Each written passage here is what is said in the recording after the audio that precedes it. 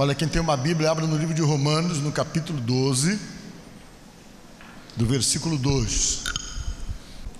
Quem já achou, diga amém. O que é que diz, hein? E não vos conformeis com este século, mas transformai-vos pela renovação da vossa mente, para que experimenteis qual seja a boa, agradável e perfeita vontade de Deus. Amém? Podemos assentar.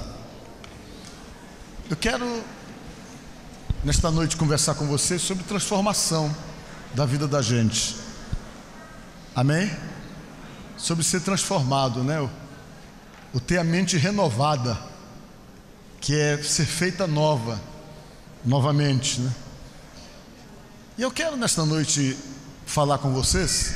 Minha garganta não está muito boa, vou falar meio pausado. E quero falar exatamente sobre a possibilidade que existe de nós sermos transformados por Deus. E essa questão ligada à transformação é uma coisa muito discutida há muito tempo, porque existem muitas filosofias sobre o assunto, né? No século XVI ou XVII, se dizia que todos os homens eram iguais, né? Que todos os homens eram iguais. Isso aí era uma frase que se defendia na Revolução Francesa, está até na bandeira da França, se não me falha a memória. Até o Mao Tse Tung defendia a ideia de que todos os homens eram iguais. E tinha aquela filosofia de que as pessoas elas não eram diferentes, que todo mundo era igual. E havia muita conversa sobre o assunto, né? Eu estava lendo uma certa ocasião que tinha um filósofo que chamava John Locke, é o nome dele, que ele dizia que todos nós éramos assim como uma tábula rasa, ele falava, como um papel em branco. E dizia ele que nós íamos sendo formados exatamente pelas experiências que nós íamos tendo com a própria vida, nós íamos adquirindo a nossa personalidade. Então, o ambiente realmente da sua família estabelecia uma certa maneira de ser e tantas outras coisas. Era falado isso por esse homem da filosofia que era muito respeitado lá pelo século XVIII, se não me falha a memória. Aí depois veio outras colocações, aí surgiu a psicologia, e o John Watson era um psicólogo que já dizia que não, que nós éramos que nem uma massa de modelar.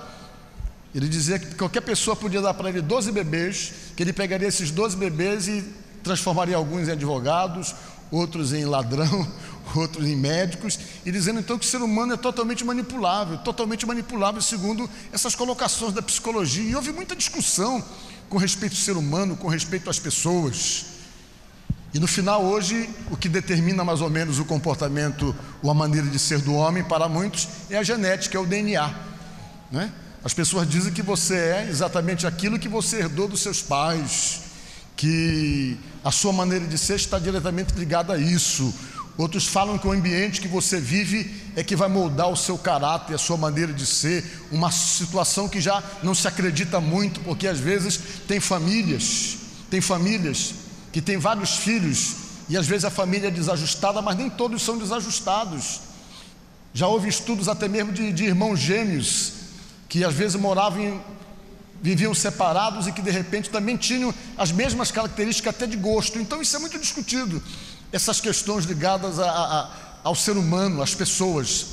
Mas o que eu quero dizer para vocês e falar com vocês nesta noite, não é aquilo que fala a filosofia com respeito a você, não é aquilo que a psicologia está dizendo ao seu respeito, porque todas essas teorias que nós escutamos aí são teorias que todas elas são contestadas. Mas o que eu quero conversar com vocês é com respeito àquilo que Deus fala para nós, diga glória a Deus, daquilo que Ele é capaz de fazer na vida de uma pessoa, como é que Ele pode de fato transformar alguém e mudar alguém, e nós podemos então ver essa experiência aí no mundo inteiro, daquilo que Deus tem feito na vida de muitas pessoas.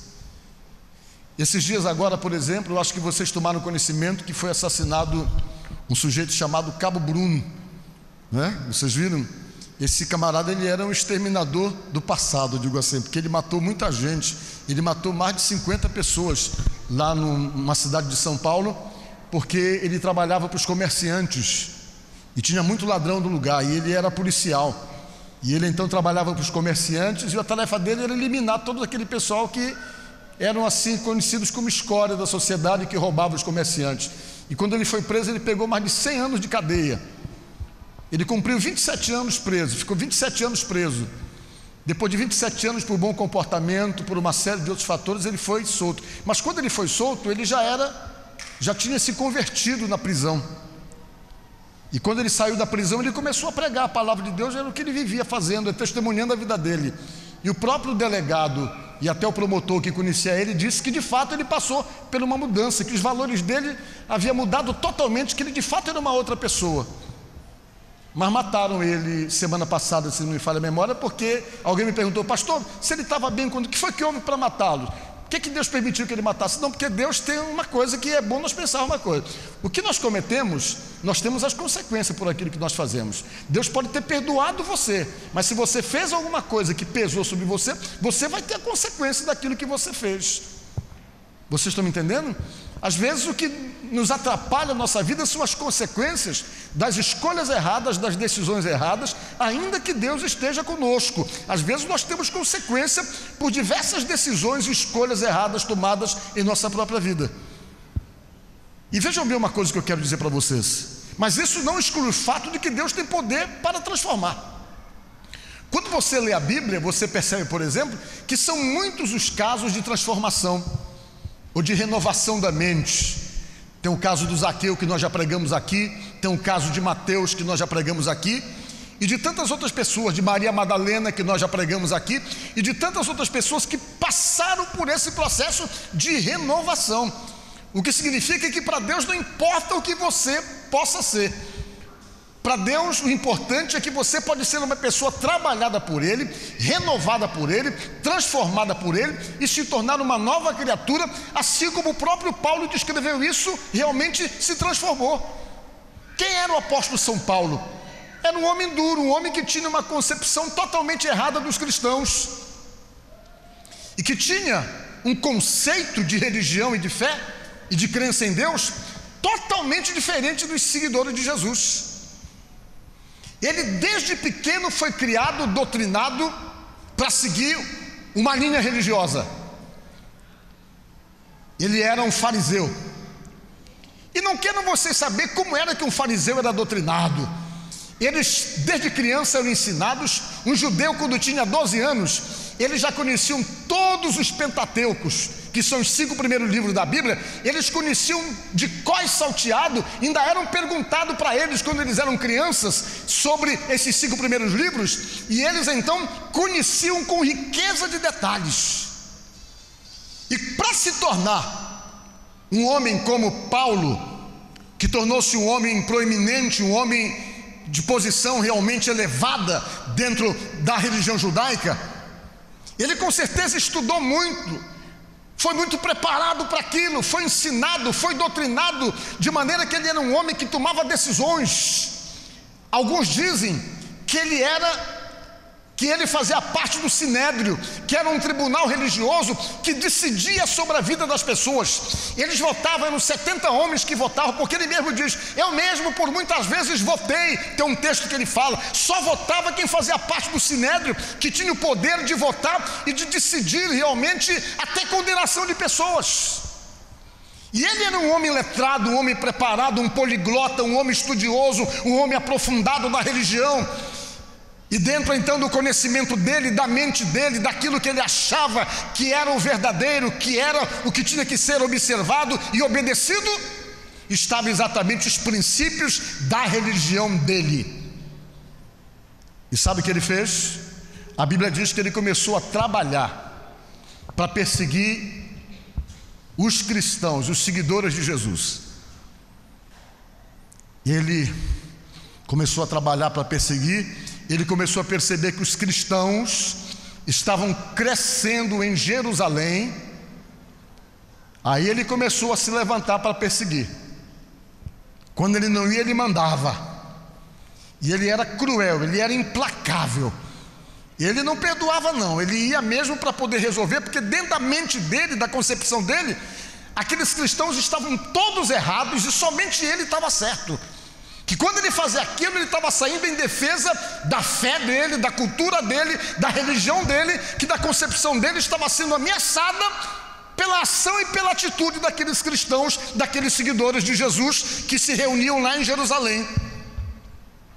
E quando foi um dia, ele foi, e esse cidadão tornou-se o terror dos crentes que moravam ali, porque ele aparecia com soldado, invadia os lugares de culto, prendia todo mundo, levava todo mundo preso. Ele ficava só dando ordem, porque ele tinha uma posição elevada, ele era um camarada importante. Ele dava ordem, pode levar preso, e botava para prender mesmo, e não queria saber, e concordou, praticamente deu aval para o assassinato de um diácono da igreja, igual esse aqui, que os diáconos são esses que cuidam da igreja. Tinha um diácono chamado Estevão, que foi preso, e depois de preso o pessoal jogou pedra nesse homem até matá-lo lá em Jerusalém, e ele ficou lá olhando tudo, impassivo, totalmente indiferente. Quando acabaram de matar o Estevão, pegaram a roupa do Estevão e colocaram sobre os pés dele, o que prova então que todo mundo estava tendo apoio dele para fazer aquilo. E quando a perseguição aumentou, os irmãos começaram a vazar do lugar. Vamos embora daqui que não dá para ficar aqui. Começaram a sair, ninguém se reunia mais, todo mundo começou a sair de Jerusalém, porque a perseguição impetrada por ele era violenta, era algo realmente implacável, e todo mundo começou a sair de Jerusalém e ir embora para outro lugar, porque não dava para ficar mais adorando a Deus em Jerusalém, porque aquele cidadão fariseu chamado Paulo de Tarso, ou Saulo de Tarso, não deixava, ele perseguia, ele prendia quem ousasse realmente entrar num culto para adorar a Deus. Ele era intolerante, e todo mundo saiu correndo. Sabe para onde o pessoal viajou? Viajaram para Damasco, na Síria, esse lugar aí do Bashar al-Assad, né?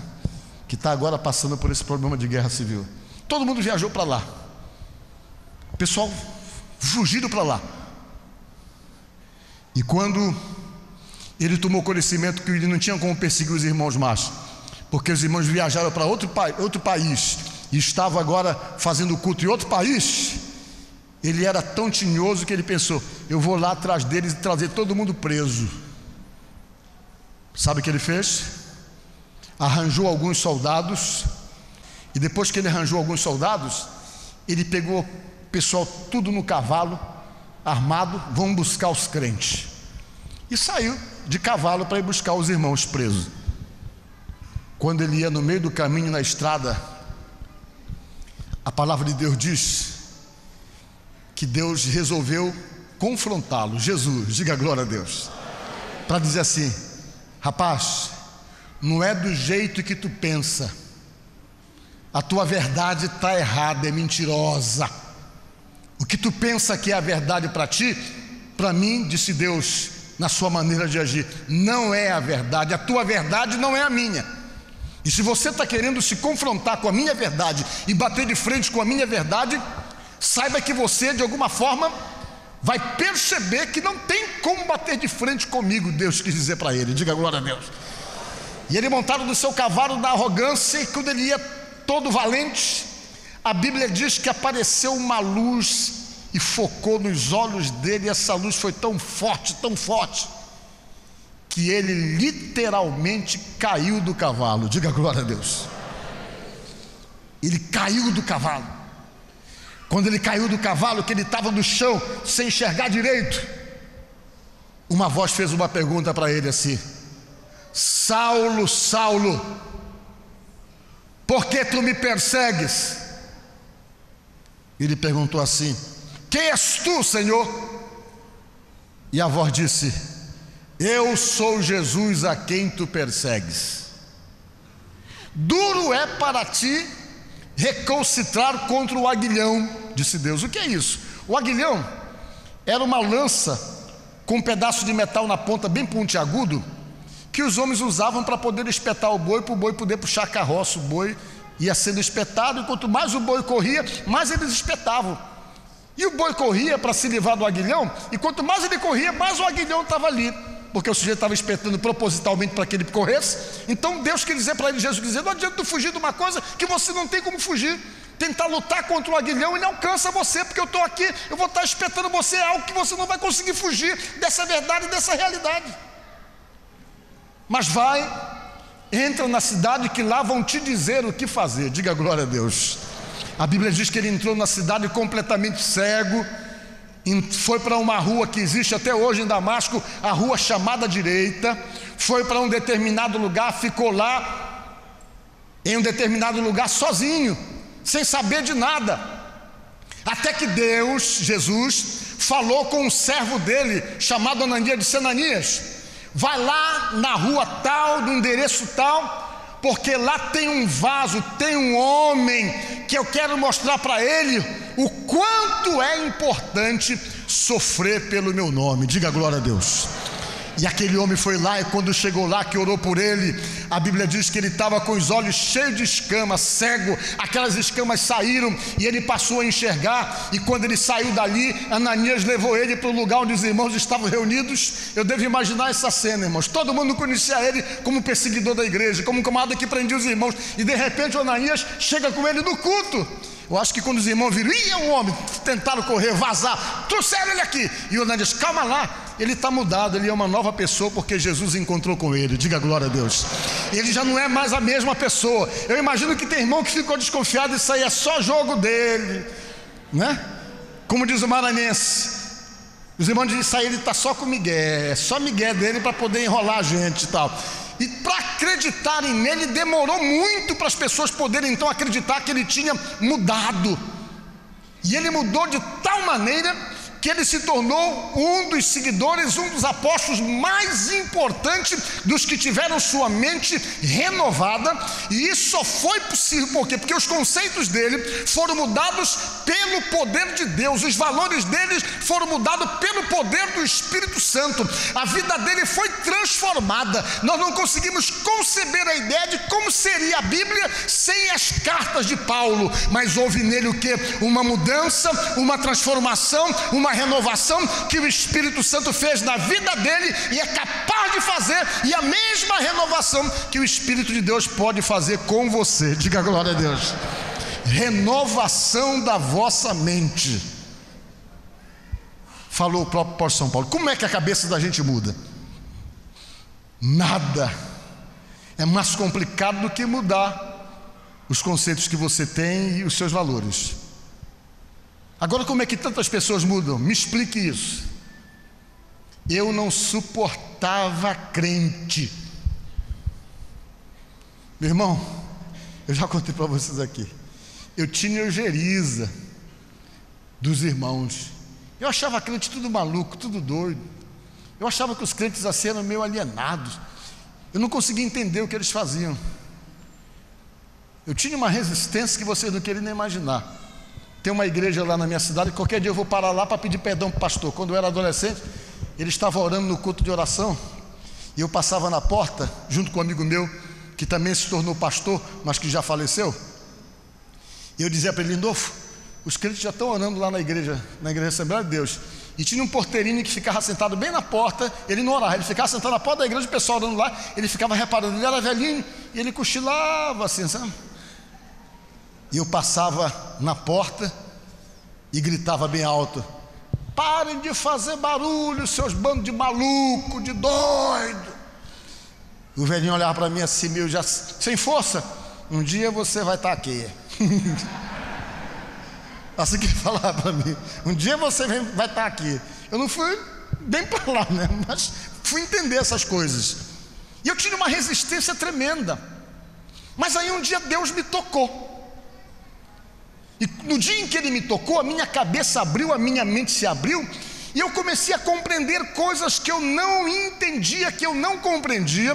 Eu comecei a ter total consciência do certo e do errado, daquilo que agrada a Deus e que não agrada, e isso então passou a ter influência sobre a minha vida. Coisas que eu achava fundamental para mim, que eu não podia imaginar que eu poderia viver sem. Jamais eu poderia achar que eu poderia viver sem beber. Vejam bem como é essas coisas. Na minha cabeça jamais entrava a ideia que eu poderia deixar de fazer as coisas que eu fazia.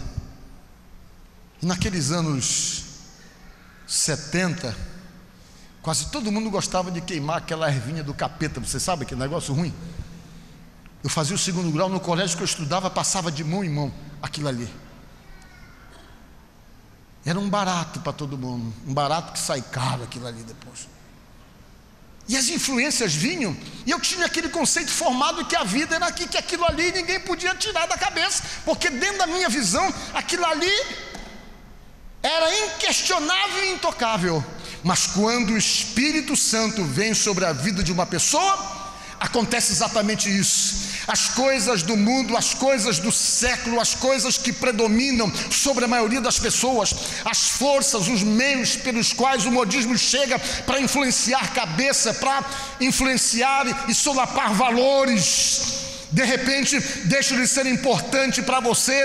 Você começa a olhar com olhos diferentes, porque começa a acontecer aquilo que falou Paulo, a renovação da nossa mente, a renovação da nossa mente, a visão diferente dos nossos valores. E quando isso começa a acontecer, que você começa a mudar, que você começa a se incomodar também e começar a ser influenciado para ter um padrão de vida, uma maneira de viver totalmente diferente daquela vida que você tem, e que a sua vida começa a mudar, começa a se transformar. E isso acontece, e isso só é possível por causa da ação do Espírito Santo e do poder que a palavra de Deus tem sobre todos nós. Renovação da nossa mente. O apóstolo São Paulo, escrevendo então, ele disse essas palavras que desde o versículo 1 é uma chamada de consciência, uma proposta, um pedido. Rogo-vos, pois, irmãos, pelas misericórdias de Deus, que apresenteis o vosso corpo por sacrifício vivo. Se apresente a Deus como alguém que está lutando para poder agradá-lo. Santo e agradável a Deus. Que o vosso culto seja racional. Diga glória a Deus. Quando ele diz racional, ele não quer dizer que você se torne uma pessoa alienada, fanática, uma pessoa fora das suas faculdades normais mentais, mas que você seja uma pessoa conduzida pela razão de Deus. Porque quando você começa a ler a Bíblia, começa a se envolver nas coisas de Deus, você vai perceber que uma das coisas que Deus é, sem dúvida alguma, é muito racional na sua colocação e na sua chamada para cada pessoa. E essa racionalidade que vem de Deus começa a fazer com que você pense, e pense de uma forma racional, e pense da forma em que você, de uma certa maneira, é beneficiado, onde a sua vida passa por esse processo de transformação, onde você percebe que essa transformação real de Deus na sua vida faz com que você melhore em muitas coisas. Diga glória a Deus. Renovação da mente é quando aquele camarada iracundo, descontrolado, desestruturado, revoltado, que é daquele tipo que espanca a mulher, espanca a esposa, aí com o tempo ele vai compreendendo as coisas de Deus, e aquele espancador torna-se um sujeito extremamente carinhoso. Diga glória a Deus. Foi a renovação da mente que fala o apóstolo São Paulo. É quando aquele sujeito que é destemperado, agressivo, grosso, mal educado, desrespeitoso, por causa da renovação da vossa mente e da transformação operada por Deus, você percebe que ele não é mais aquele sujeito grosso. Ele tornou-se aquele sujeito bacana, fácil de se relacionar, aquela pessoa com quem você não tem dificuldade, que você olha, mas como é que ele se tornou esse tipo de pessoa? Não é aquele que nem um Saulo, que perseguia a igreja, que matava, que fazia acontecer. O que aconteceu com ele? Aconteceu com ele que a ação do Espírito de Deus e o poder da palavra renovou a sua mente. Diga glória a Deus. E quando Deus renova alguém, Ele renova para melhor. Diga glória a Deus. Renova você para melhor do que você é, não é para pior. Quem tenta renovar você, não sei se renovar, revelar você para pior é o diabo. Mas Deus tem a intenção de moldar você e renovar você para melhor. Diga glória a Deus. Agora, quando é que Deus renova nossas vidas? Quando nós permitimos. Às vezes Deus está querendo renovar a sua vida há muito tempo e de repente você pode não estar deixando. Mas se Deus está querendo renovar e quer mudar você, e você resiste essa ação de Deus em sua vida, muitas vezes por amor a você, Ele vem com medida de choque. Diga glória a Deus. É aquilo que as pessoas falam, isso não é pelo amor é pela dor, não é isso? Às vezes é na medida de choque que vem, Deus vem. Um dia desse eu estava escutando o testemunho da Baby Consuelo, da Baby do Brasil, vocês já ouviram? Aquela mulher dos Novos Baianos dos anos 70, eu não era nascido ainda, eu acho que vocês eram nascidos nessa época, quando eles faziam sucesso. Vocês estão entendendo? E ela contando a história dela, você percebe que parece uma loucura o que ela fala, viu, gente? Ela diz, porque eu estava lá, entrei no ventre de Deus, não sei o que, e vai contando uma história maluca. A gente fica, essa mulher está doida. Não está doida não. É que talvez para ela poder se converter, Deus precisava tomar uma medida meio maluca, que nem a cabeça dela, para convencê-la de que Ele existe e é todo poderoso. Diga glória a Deus. Que Deus trabalha assim na vida das pessoas. Você tem poder de mudar. Amém? Se você permitir, Deus muda você. Não vai ser como a Gabriela não, que não muda, né? Jorge Amado fez essa novela exatamente baseado no livro dele, que fala que é uma mulher que nunca muda. Ela era retirante e o marido dela quer fazer dela uma dama da sociedade. Ela não quer, ela continuar sendo do mesmo jeito. Não muda nunca. Por isso que a música diz, eu nasci assim, você sempre assim, você sempre assim e você assim. Isso que a música fala desse jeito aí, que o tempo vai passar, ela vai continuar sendo a mesma o tempo todo. Você não é obrigado a continuar sendo o mesmo, diga glória a Deus. Você não é obrigado, como eu vi um amigo meu, pastor, falando um dia desse, você não é obrigado a ter a síndrome da Gabriela. Você pode dar sendo um jeito, mas esse jeito não está sendo nada bom para você e para as pessoas que te cercam. Você pode ser uma pessoa melhor do que você é. Diga glória a Deus. Por quê? Porque Deus tem poder de renovar a sua mente, de mudar você. Renovar é tornar novo a sua maneira de pensar, a sua maneira de agir, os seus conceitos, os seus valores, e fazer de você uma pessoa diferente. Diga glória a Deus. Oh, glória a Deus, que coisa boa. Então nesta noite eu digo para vocês, o mesmo Espírito Santo que mudou o apóstolo São Paulo, mesmo sem ele querer, derrubando ele do cavalo, não deixe Deus derrubar você do cavalo, figuradamente falando, para você poder acreditar que ele é Deus. Se dobre diante dele. Se você já está ouvindo, já está percebendo essa necessidade de mudança, de renovação, ceda.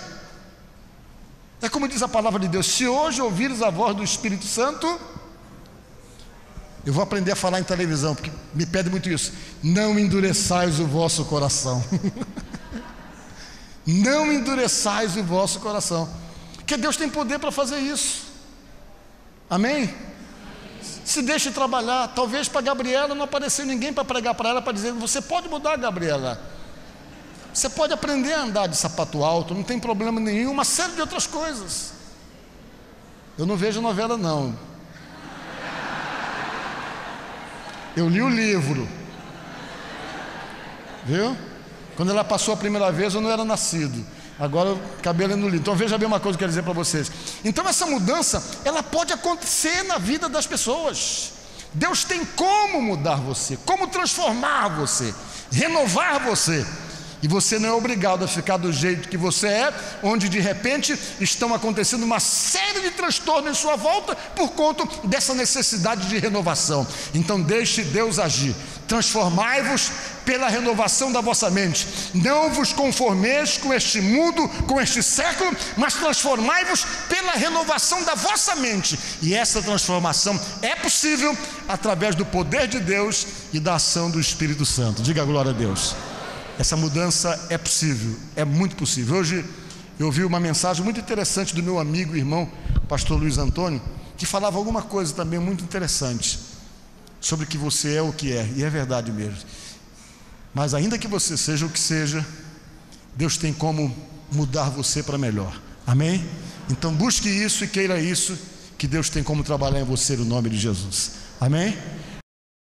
Olha, eu agradeço a sua audiência, agradeço porque você realmente ficou conosco para acompanhar o nosso programa, mas eu aproveito também para convidar você para estar conosco na Igreja do Evangelho Quadrangular, que fica ali na rua Raimundo Corrêa, 355, no bairro do Monte Castelo. Nós temos cultos ali diariamente. Eu faço uma sugestão para você. Nos visite na quarta-feira, ou na sexta-feira, ou no domingo. Quarta-feira eu estou lá às 7 da noite, no domingo também às 7 da noite, trazendo uma palavra para o seu coração. Tá certo? Se você quiser entrar em contato conosco, é só mandar um e-mail para prpauloguilherme@hotmail.com ou entrar na página do Facebook. É só procurar no Facebook Paulo Guilherme, que você nos encontra lá e nós vamos ser amigos, tá bom? Vamos fazer uma oração por você. Senhor, nosso Deus e nosso Pai, eu oro por essa pessoa que nos acompanha agora através da televisão e peço que a tua bênção venha sobre a vida desse nosso telespectador, dessa pessoa que nos acompanha, dessa pessoa que ora conosco. Deus, derrama da tua bênção, repreende todos os problemas, todos os embaraços, todas as dificuldades, todas as opressões, toda a perturbação, todo o mal, seja repreendido dessa vida em nome de Jesus. Que o Senhor Deus venha abençoar esse lar, venha abençoar essa casa, venha abençoar essa família e venha repreender toda e qualquer briga, contenda, desunião, miséria, doença e tudo aquilo que porventura esteja atingindo esse lar, essa casa, essa família, que esses males sejam repreendidos em nome de Jesus e que essa família, essa pessoa que nos ouve agora, que nos acompanha, sejam todos abençoados, envolvidos pelo poder de Deus, no nome de nosso Senhor Jesus Cristo, assim seja. Amém e amém. Pois é, fica com Deus e semana que vem nós voltamos. Eu te agradeço, Deus, por se lembrar de mim e pelo teu favor, o que me faz crescer. Eu vivo pela fé e não vacilo. Eu não paro, não desisto. Eu sou de Deus, eu sou de Cristo. Você mudou a minha história e fez o que ninguém podia imaginar. Você acreditou e isso é tudo. Só vivo pra você. Não sou do mundo.